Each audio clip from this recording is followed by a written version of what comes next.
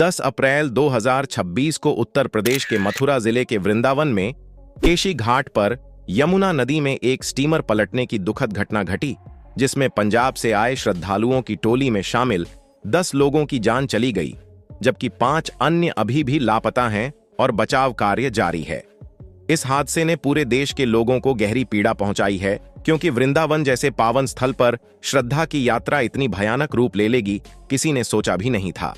अगर आपको हमारी इस रिपोर्ट उपयोगी लग रही है तो कृपया वीडियो को लाइक करें और कमेंट में अपनी भावनाएं या सुझाव जरूर शेयर करें, ताकि हम और बेहतर तरीके से आप तक सही जानकारी पहुंचा सकें।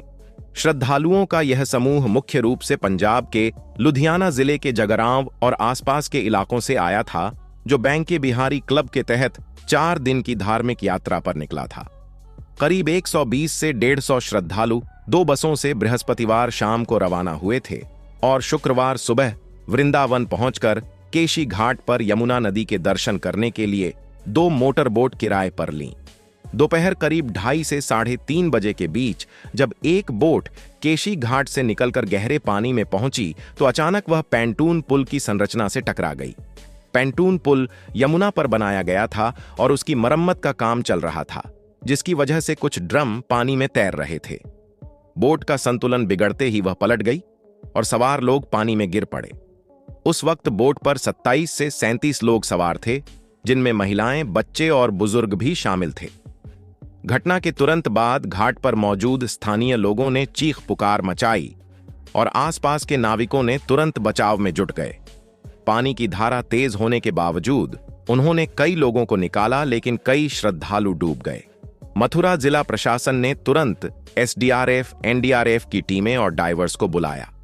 आर्मी की टीम भी मौके पर पहुंची और बचाव अभियान रात भर चलता रहा। शनिवार सुबह तक 10 शव निकाले जा चुके थे, जबकि 22 लोगों को सुरक्षित बचाया गया, जिन्हें वृंदावन के अस्पताल में भर्ती कराया गया। 5 लोग अभी भी लापता हैं और डाइवर्स लगातार यमुना की गहराई में तलाशी ले रहे हैं। मथुरा के जिलाधिकारी चंद्र प्रकाश सिंह ने बताया कि सभी घायलों का इलाज मुफ्त में चल रहा है और उनकी हालत स्थिर है। इस हादसे में मरने वालों में अधिकांश पंजाब के लुधियाना जिले के झगरांव और दुघरी इलाके के निवासी थे। उनमें कविता रानी बहल, उनके बेटे मधुर कुमार बहल, चरणजीत उनकी पत्नी, पिंकी बहल, मीना बंसल, राकेश गुलाटी उनकी पत्नी, अंजू गुलाटी, सपना हंस, ईशान कटारिया और हरियाणा के हिसार की आशा रानी शामिल हैं। ये सभी राधा कृष्ण के दर्शन के लिए उत्साहित होकर आए थे और यमुना जी की पावन धारा में नाव विहार करते हुए भजन गा रहे थे। एक बचे हुए यात्री तनिष जैन ने बताया कि बोट अचानक पुल जैसी संरचना से टकराई और सब कुछ इतनी तेजी से हुआ कि किसी को समझ ही नहीं आया। वे कहते हैं कि स्थानीय नाविकों ने बहुत मदद की, वरना और ज्यादा नुकसान हो सकता था। वृंदावन यमुना नदी का किनारा सदियों से कृष्ण भक्ति का केंद्र रहा है। यहाँ के घाटों पर नाव विहार की परंपरा पुरानी है और श्रद्धालु अक्सर यमुना के जल में स्नान या नाव से यात्रा करके भगवान के लीला स्थलों का आनंद लेते हैं। लेकिन इस बार सुरक्षा के लिहाज से कुछ कमियां सामने आई हैं। प्रारंभिक जांच में पता चला है कि बोट पर लाइफ जैकेट की कमी थी और शायद भीड़ ज्यादा होने के कारण संतुलन बिगड़ा। आगरा रेंज के डीआईजी शैलेश पांडे ने स्पष्ट कहा कि बोट पैंटून से टकराकर पलटी और अब पूरी घटना की जांच की जा रही है। उत्तर प्रदेश सरकार ने मामले में सख्त कार्रवाई का आदेश दिया है, ताकि भविष्य में ऐसी लापरवाही न दोहराई जाए। प्रधानमंत्री नरेंद्र मोदी ने घटना पर गहरा दुख व्यक्त किया और प्रधानमंत्री राष्ट्रीय राहत कोष से मृतकों के परिजनों को 2 लाख रुपए की सहायता राशि देने की घोषणा की। उन्होंने स्थानीय प्रशासन को प्रभावित परिवारों की हर संभव मदद करने के निर्देश दिए। मुख्यमंत्री योगी आदित्यनाथ ने इसे अत्यंत दर्दनाक बताया और अधिकारियों को घायलों का उचित इलाज सुनिश्चित करने तथा मृतकों के परिवारों को मुआवजा देने का आदेश दिया। उन्होंने जांच के लिए भी निर्देश जारी किए, ताकि दोषी पाए जाने वालों पर कार्रवाई हो। पंजाब के मुख्यमंत्री भगवंत मान ने भी उत्तर प्रदेश के मुख्यमंत्री से बात की और हर संभव सहायता का आश्वासन दिया। उन्होंने कहा कि प्रभावित परिवारों से सीधे संपर्क में हैं और शवों को पंजाब पहुंचाने में मदद की जा रही है। पंजाब के जगरांव और लुधियाना में शोक की लहर दौड़ गई है। जहां एक तरफ परिवार शवों का इंतजार कर रहे हैं, वहीं दूसरी तरफ लोग इस हादसे को लेकर प्रशासन से सवाल पूछ रहे हैं। कई श्रद्धालु कह रहे हैं कि पर्यटन स्थलों पर नावों की सुरक्षा जांच सख्त होनी चाहिए। यमुना नदी पर पैंटून पुल जैसी संरचनाओं की मरम्मत के दौरान नाव चलाने पर रोक लगाई जानी चाहिए थी। इस घटना ने एक बार फिर पर्यटन और तीर्थ यात्रा में सुरक्षा मानकों पर ध्यान देने की जरूरत पर जोर दिया है। वृंदावन जैसे जगहों पर हर साल लाखों श्रद्धालु आते हैं और नाव विहार उनकी यात्रा का महत्वपूर्ण हिस्सा होता है, लेकिन पिछले कुछ वर्षों में नदी में बढ़ते प्रदूषण और जल स्तर के उतार चढ़ाव के कारण ऐसी घटनाएं बढ़ी हैं। बचाव अभियान अब भी जारी है। एनडीआरएफ और एसडीआरएफ की टीमें यमुना की धारा में लगातार काम कर रही हैं। स्थानीय पुलिस और फायर सेवा के जवान भी दिन रात ड्यूटी पर हैं। अस्पतालों में घायलों का इलाज चल रहा है और काउंसलिंग की व्यवस्था की गई है ताकि वे इस सदमे से उबर सकें।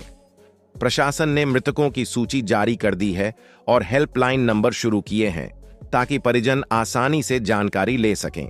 शवों को पोस्टमार्टम के बाद पंजाब भेजा जा रहा है, जहां अंतिम संस्कार की तैयारियां चल रही हैं। पूरे इलाके में सुरक्षा बढ़ा दी गई है और नावों की आवाजाही पर अस्थायी रोक लगा दी गई है जब तक जांच पूरी न हो। इस तरह की घटनाएं हमें याद दिलाती हैं कि प्रकृति की गोद में घूमते समय सावधानी कितनी जरूरी है। यमुना नदी वृंदावन की आत्मा है, लेकिन उसकी धारा कभी कभी अप्रत्याशित रूप ले लेती है। श्रद्धालुओं का समूह राधे राधे का जाप करते हुए निकला था, लेकिन एक पल में सब कुछ बदल गया।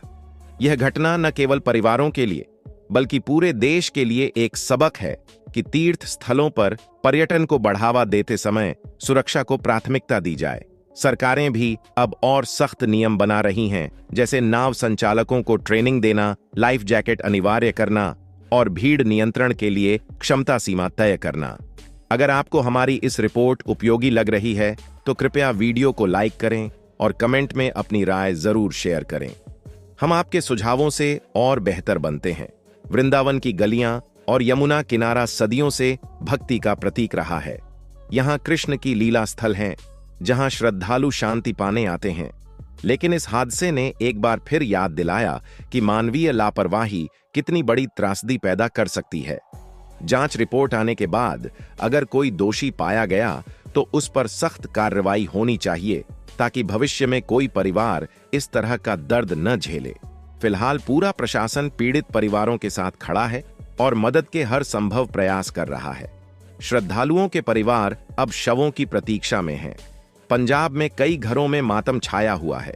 लोग एक दूसरे को सांत्वना दे रहे हैं और प्रशासन से जल्द लापता लोगों की तलाश पूरी करने की अपील कर रहे हैं।